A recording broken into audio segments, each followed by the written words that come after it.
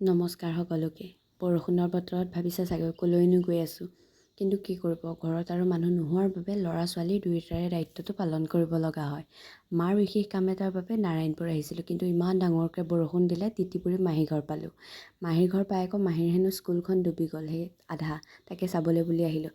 দেখি ইমান বেছি বেয়া লাগিছে। আমাৰ জেগাকণ বাম হোৱাৰ বাবে এনেকুৱা অসুবিধা নহয়, কিন্তু মানুহবোৰৰ ঘৰ থাকিবলৈকে জেগা নোহোৱা নিচিনা হৈ গৈছে, একাঠো পানী মানে। আৰু দুদিন দিলে চাগে শেষেই হ'ব সকলো। তাৰপিছত গধূলিলৈ ৰিলচ এটা বনাই দুয়োজনীয়ে মেকআপ মোহাৰি আছোঁ নাৰিকল তেলৰ সৈতে।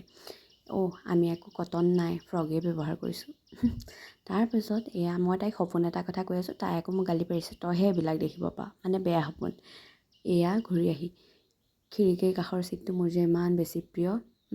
দেখিলোৱেই নহয়, তই জেগাত এয়াই ভাল আৰু মাছ চাছ হাততে পায় মানে আৰু বৰষুণ দিলে। বাকী ঘৰলৈ ঘূৰি আহি বিয়াখন খোৱাটো জৰুৰী হয়। এতিয়া বাই বাই।